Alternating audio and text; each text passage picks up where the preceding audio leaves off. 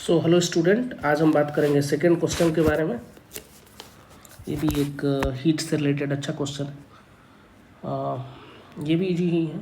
सो question है, a water cooler of storage capacity 120 litre can cool water at a constant rate of P watt in a close circulation system, जो कि figure में दिख रहा है। The water from the cooler is use to cool an external device that generate constantly 3 kilowatt of heat. The temperature of water feed into the device cannot exceed 30 degrees Celsius, and the entire store 120 liter of water is initially cooled to 10 degrees Celsius. The entire system is thermally insulated. The minimum value of P in watt बताना है, for which the device can operate for 3 hours. So इसमें कुछ नहीं करना। सबसे पहले जैसा कि बोल रहा है, हम हीट कितना जनरेट होगा 3 आवर में वो कैलकुलेट कर लेते हैं। सो लिखेंगे heat generated in 3 hour, heat generated in 3 hours. कैसे लिखेंगे? सो 3 आवर में जो हीट जनरेट हो रहा है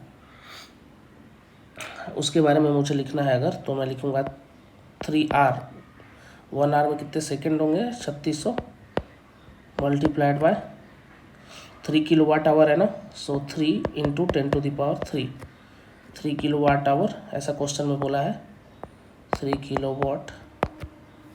सो फाइनली मैं लिख पाऊँगा इसको 9 9 चुके 9 54 4, यहाँ से हुआ 5 32 324 इंटू 10⁵ जूल।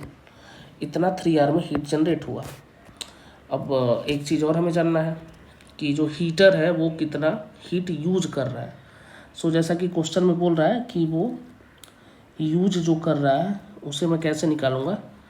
सो इसको मैं लिख सकता हूँ हीट यूज्ड बाय वाटर। जैसा कि आपने कैलोरीमेट्री पढ़ी होगी, एक हीट ले रहा है तो दूसरा दे रहा है। तो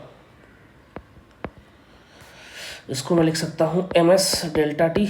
इससे फेज चेंज तो हो नहीं रही, तो एम एस डेल्टा टी। मास में मुझे पता है कि उसका वॉल्यूम है 120 लीटर, उसके हिसाब से मैं लिख लूँगा वॉल्यूम हो जाएगा into density multiplied by specific heat water का दिया है 4.2 किलो जूल पर केजी पर केल्विन। तो मैं इसको लिख सकता हूँ 4200 डायरेक्ट, अगर मैं किलो ना लिखूँ तो, multiplied by change in temperature. तो सो इनिशियली था 10 डिग्री, बाद में होता है 30 डिग्री, एक्सीड कर रहा है 30 डिग्री से, चेंज इन टेम्परेचर होगा 20 डिग्री सेल्सियस। फाइनली अगर मैं इसको कैलकुलेट करूँ 44 और 12 चुके इतना, तो ये हो जाएगा लगभग 100.8 इंटू 10⁵ जूल के बराबर। अब हीट एब्जॉर्ब कितना हुआ? सो फाइनली मैं लिखूँगा हीट एब्जॉर्ब। जाहिर सी बात है, हमने जितना हीट जनरेट किया और जितना हमने यूज किया, अब जो बचा होगा वही एब्जॉर्ब हुआ होगा।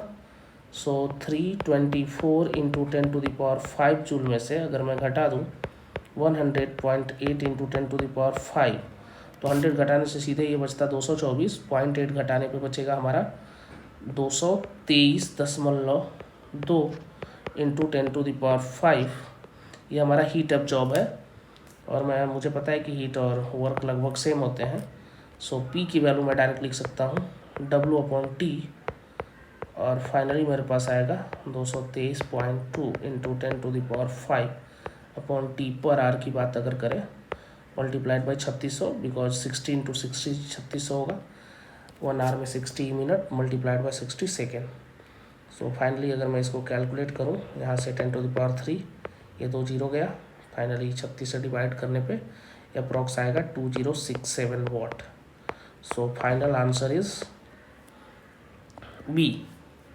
तो ये भी एक छोटा क्वेश्चन था, बट इस तरीके के आप क्वेश्चन, ये सब क्वेश्चन आपको कहीं ना कहीं दिख जाते हैं हर बार। सो इस तरह के क्वेश्चन आप इजीली कर सकते हैं। अगर क्वेश्चन पसंद आया हो तो आप इसको शेयर करें अपने और फ्रेंडों के साथ जो प्रिपेयर कर रहे हैं जेईई या नीट के लिए। Thank you.